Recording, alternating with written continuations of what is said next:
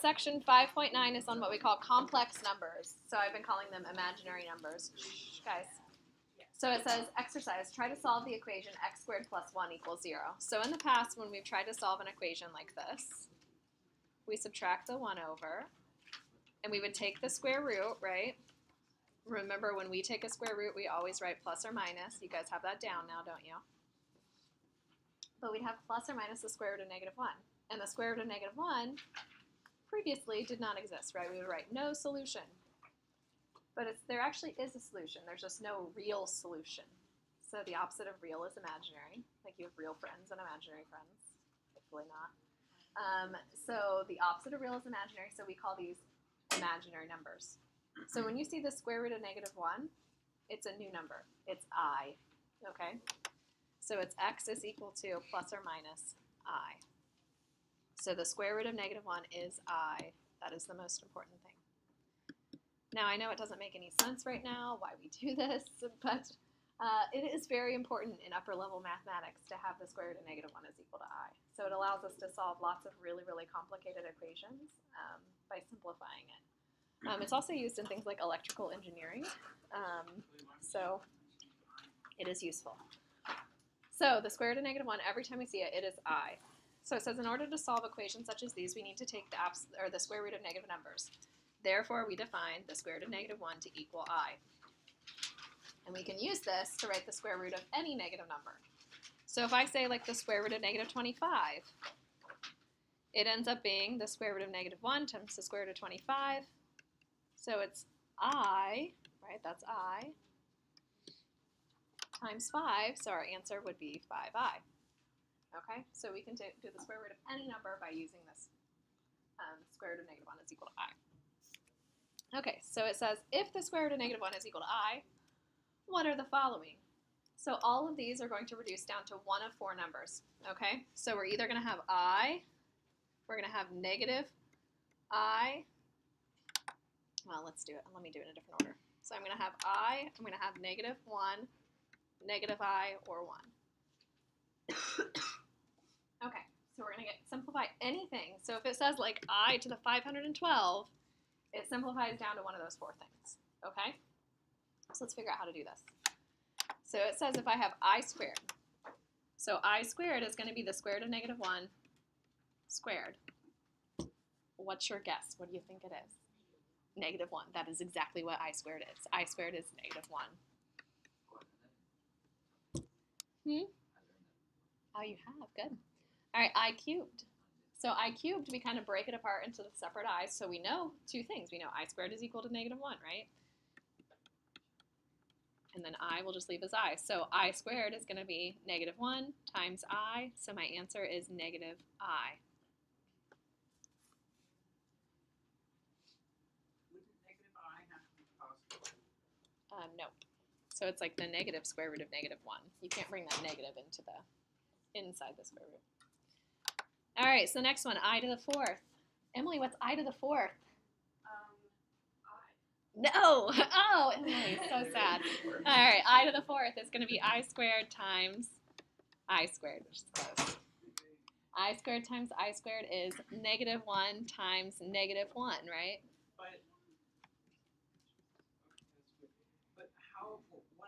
But how could I have any practical purpose if it's impossible to It get has I? lots of practical purposes, so that's what I'm telling you. This is just the first day you've ever learned I. It's okay.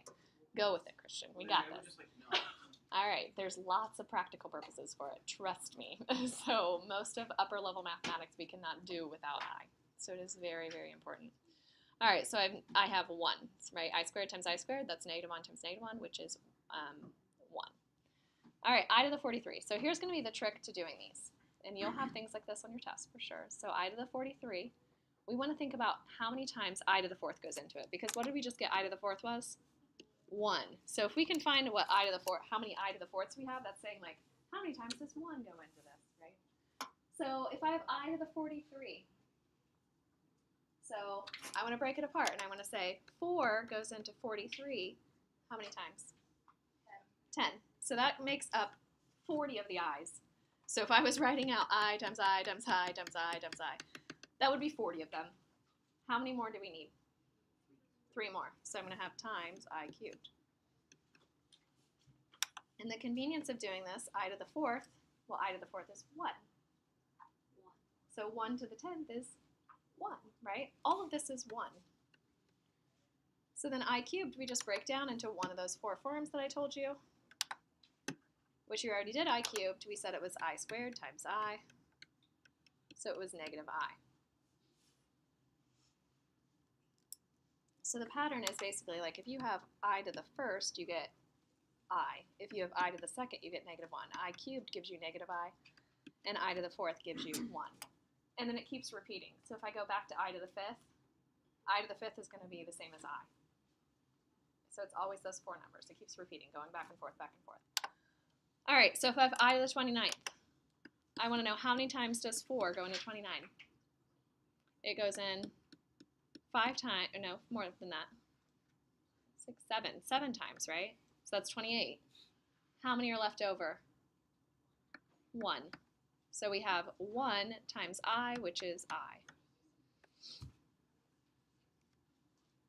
Put your backpack on the ground. All right, so I have 5I to the 32 minus 6I to the 7th. So we need to find what I to the 32 is and what I to the 7th is. So how many times does 4 go into 32? It goes in 8 times, so I have I to the 4th, 8 times, which is just 1. Right, 1 to the 8th is 1. How many times does 4 go into 7? 1 time. How many remainder? 3, right? So I to the 7th is really the same as I cubed, and I cubed is negative I. So putting it together, so going from the 5I to the 32 minus 6I to the 7th, we said I to the 32 is 1, so I get 5 minus 6 times negative I. So my answer is 5 plus 6I. So do you guys need more of those? Do you understand the I to whatever?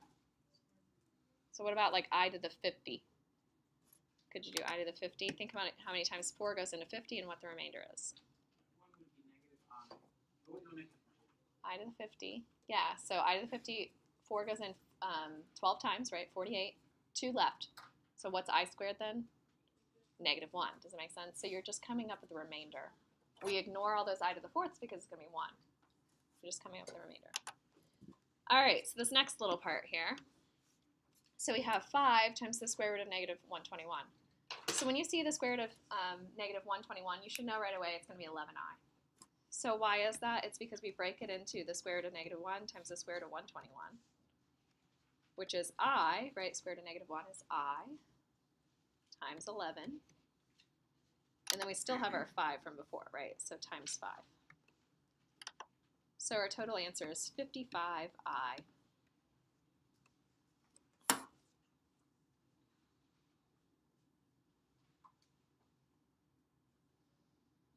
All right, so this next one, you can't bring the negative into the square root, so I can't make it like the square root of positive 96. That doesn't work that way. So we keep the negative on the outside, and we break apart the square root of negative 96 into the square root of negative 1 times the square root of 96. So you might often hear me say things like, pull out the I. And what I mean by that is when you see the square root of a negative, we write it as an I on the outside. Okay, but we still have the square root of 96, which doesn't go evenly. Do you guys remember how to reduce our radicals? We did this the other day. So you can come up with a factor tree if you want to. We want to think about perfect squares that go into 96. What do you think? 16 does go into 96. So you could do your little factor tree, or you could say, oh, it's 96. I know what that is. It's 16 times 6. So the square root of 16 is 4. So I'm going to have negative 4 times I times the root 6. Is our answer. Okay, does that make sense? So the 4 came from the square root of 16, so I had 4. I already had the negative I from before, so negative 4i is out front, and then the square root of 6 is by itself. If you weren't sure, then remember you can do the 96. You can break it into 2 and 48, 8 and 6. Exactly. Oops, that's a 3. And then you can look for your pairs of items, right? So you have a 2 and a 2, so that's going to be a 4 on the outside and then root 6 on the inside. Okay, good so far? All right, so solve each equation. So if I have x squared equals negative 144, remember I take the square root of both sides, and every time I take the square root, we write plus or minus, right? So what's going to be the square root of negative 144? Yeah, we're going to have plus or minus from before, and then 12i, exactly. You guys all see that? Finish, you get it? Okay. Subtract the 90 over. Divide by 5. So I get x squared is equal to negative 18. So when I take my square root, I no longer write no solution, right? There's going to be a solution. It has an I. So we do x equals plus or minus. We have the I, and then we have a square root of 18. Square root of 18. How's that reduce? Close. It's going to be the root of 9 and square root of 2. So square root of 9 times square root of 2 is going to be 3 root 2. So we write plus or minus 3i root 2. So someone in the last class was saying, well, why don't you put the I on the end? Like, why don't you write it as plus or minus 3 root 2i? You could totally do that. That's fine. Just make sure it doesn't get, like, under the root. Okay? So I usually kind of put it in front and put the root at the end. All right. So for some basic ones. Okay. So we have a little table that we're going to fill out. So the whole point of learning these complex numbers, well, there's a whole bunch of stuff we do with it. It allows us to solve like really, really complicated equations, which we're going to be using I throughout the year. So all of Algebra 2 has I in it. But basically, like, eventually you graph numbers. So if I had, like, 3 minus 4i, you don't have to draw this, just kind of pay attention. We have a real part and an imaginary part. So we have a part that has an I and a part that doesn't have an I. So the 3 doesn't have an I, and the 4 does have an I. So we plot it as the point 3, negative 4 on the real and imaginary axes. So it ends up looking like 1, 2, 3, 4. It's that point right there on the real axis and imaginary axis. Okay, so do you guys see why we need to know the real part and imaginary part so we can graph it? Okay, that's what this table's about. So a complex number is a number that can be written in the form a plus bi, where a and b are real numbers and I is the square root of negative 1. Every complex number has a real part, which is that a, the part that didn't have an I, and an imaginary part, b. You don't say bi, just b. So if I see 3 plus 4i and I was trying to like graph it as an x and a y value, it would be 3, 4. So the real part is 3, the imaginary part is 4. Easy enough. Can you fill in that table? So the next one is 9, which is really the same as 9 plus 0i. So its real part is 9, imaginary part is 0. So how about the next one? Real part, imaginary part? Negative 4 and negative 7. Good.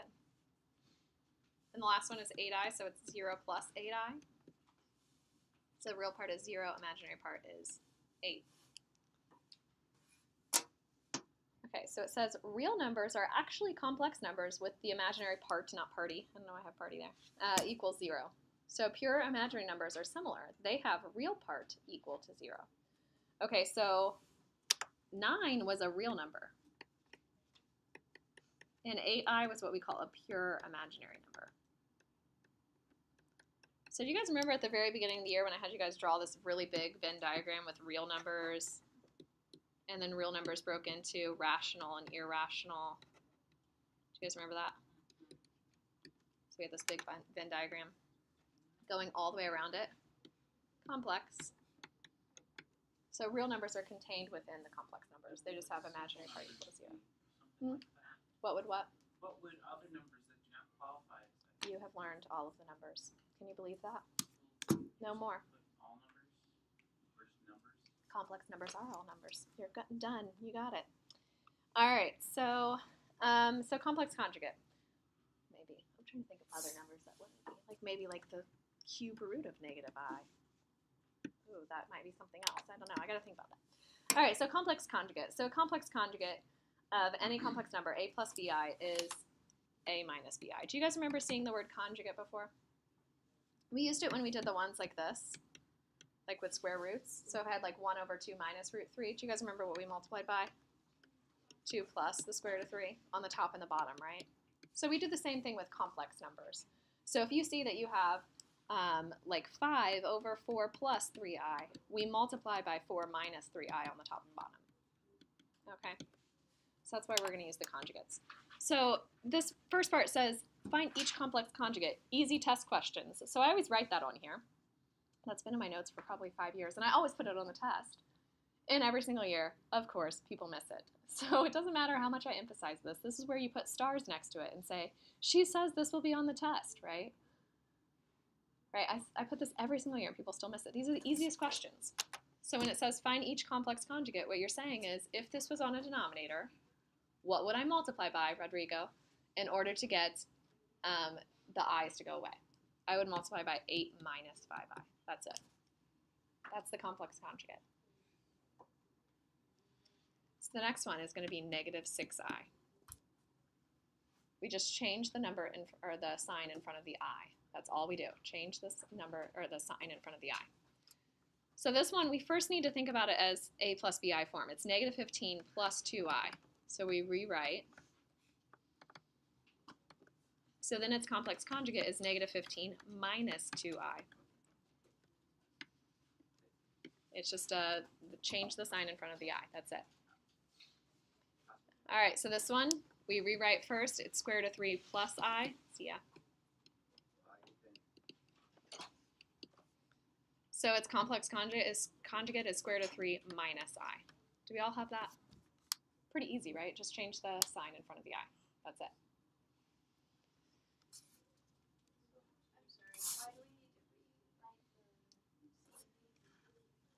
Just so we can see it in the a plus b I form.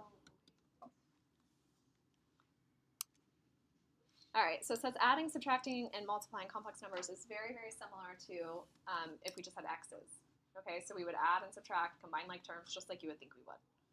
The only thing that's going to be weird is when we have I squared. We know what I squared is. We replace I squared with what? Negative 1, right? So every time you see I squared, replace it with negative 1, okay?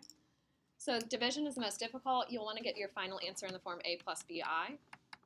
So you do this by multiplying the numerator and denominator by the complex conjugate. Just like if you had square roots, which an I really is kind of a square root, right? It's the square root of negative 1.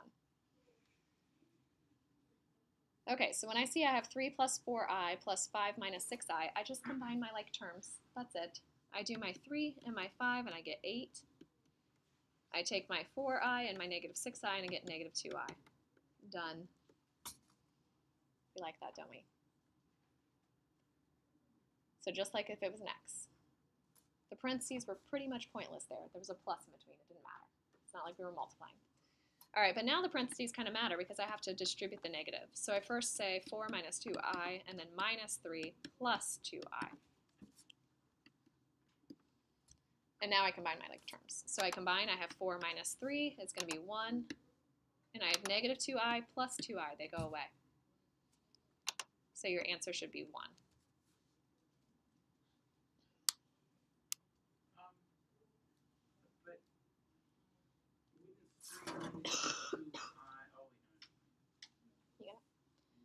All right, so this next one we FOIL out because the sign in between is really multiplication. When we have those two parentheses next to each other, we multiply. So go ahead and try to multiply. FOIL. There. So I'm going to have 3 times negative 2 is negative 6. 3 times 4i is plus 12i. Negative 7i times negative 2 is plus 14i. And negative 7i times 4i is negative 28i squared. So I told you really the big difference between, the only difference is that when we see I squared, we replace it. So remember I squared is always negative 1. So really we have negative 6 plus 26i when I combine those. And then we have minus 28 times a negative 1. Do you guys see how that just becomes plus 28 on the end? It just changes the sign of that last thing. So we're going to have negative 6 plus 26i plus 28. So your final answer should be 22 plus 26i. And we're pretty picky about how we write that. We don't write it as 26i plus 22. We always write it in a plus bi form. So if I was trying to graph it, the x value would be 22, my y value would be 26. You guys get it? Violet, you with me? Try these. All right, so try number 4, see what you get. So combine your like terms.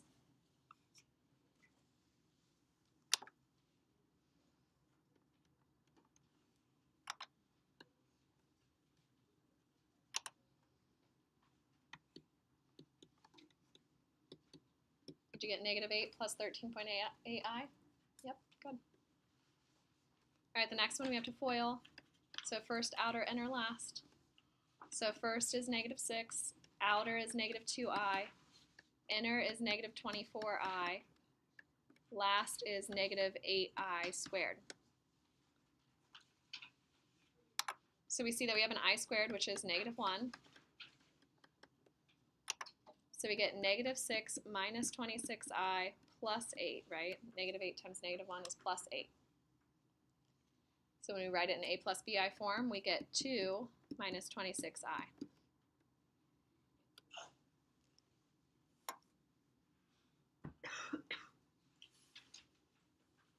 All right, so number 6, this is one where we have division, right? Division is the most complicated one. Okay, it's not terrible though. So it's just like when we had square roots, right? So when we had a square root, like 2 over 2 minus root 3, we multiplied by 2 plus root 3 over 2 plus root 3, by the conjugate, okay?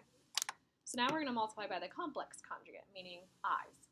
So instead of having like, what am I going to multiply by on the top and bottom? What do we think? 6 plus I. Yeah, 6 plus I on the top and bottom, right? So when we do that, the top becomes 24 plus 4i. And the bottom we FOIL out. So the first becomes 36. My outer is plus 6i. My inner is minus 6i. And my last is minus I squared. So the whole point of doing that is that the plus 6i and the minus 6i go away, right? They cancel each other out. And then we know that I squared is negative 1. So we get 24 plus 4i all over 36 plus 1. So 37.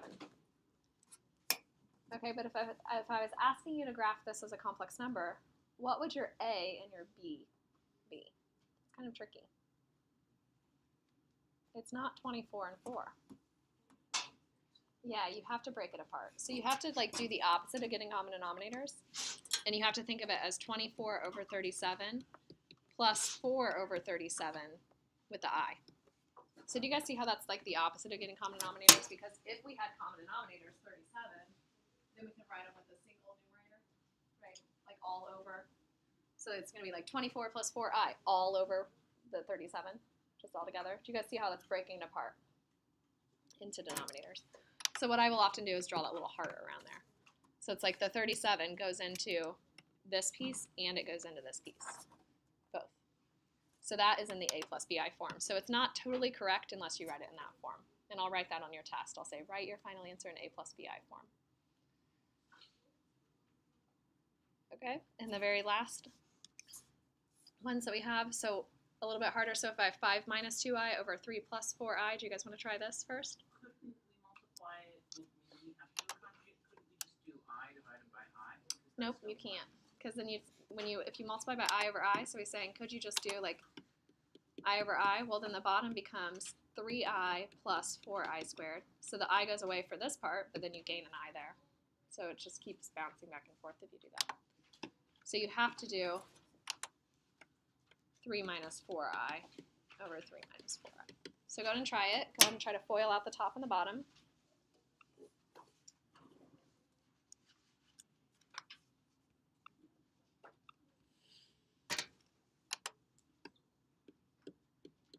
So when we FOIL the top and FOIL the bottom, we get 15 minus 20i minus 6i plus 8i squared on the top. Did you guys all have that on the top? And then the bottom is 9 minus 12i plus 12i minus 16i squared. So if you know those middle ones are going to cancel anyway, you don't have to write them, right? So the I squareds are replaced with the negative 1. So we really have 15 minus 8. So you can write that out if you need to. So 15 minus 26I minus 8. And we really have 9 plus 16, right? So we get 7 minus 26I all over 25, which we write in A plus BI form as 7 over 25 minus 26 over 25I. How many of you guys got that? Just Abby? Abby's the only one that got this? Okay, Natalie's raising it proud. Okay, everybody's got their hand up. You're proud of it. All right. Now this next one, number 8. This one you actually do not need to multiply by negative 3I over negative 3I. You can. You don't have to. So this one would be totally fine to do I over I. So what's different about this one and the last one? Yeah, Nick. Yeah, there's not a binomial, right? 2 terms separated by plus or minus, right? It's just the 3I. Do you guys see the difference?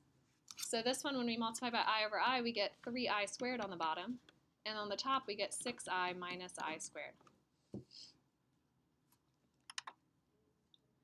So we have 6I minus I squared is negative 1.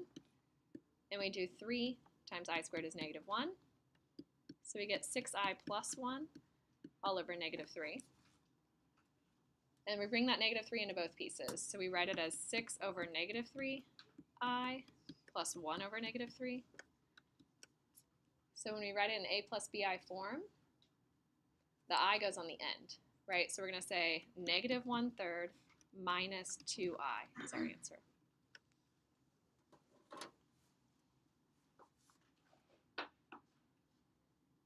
Okay, and then the last one. So I have 5 plus 2I raised to the negative 1. So what does it mean when I have something raised to the negative 1 power? How do I rewrite? Yeah, it's like 1 over 5 plus 2I to the first, right? What if that was to the negative 2? Then you'd square it, right? We take another step. All right, so in this case, it's just to the first. I'll leave that parenthesis there. So we're going to multiply by the conjugate. So we multiply by 5 minus 2I over 5 minus 2I. So on the top, we get 5 minus 2I. On the bottom, we get 25. Outer and inner are going to cancel, so you can skip writing them if you want to. It's negative 10I plus 10I. And then the last is negative 4I squared. So we get 5 minus 2I all over, you guys see 25 plus 4 is going to be 29. So your final answer is 5 over 29 minus 2 over 29I, A plus BI form.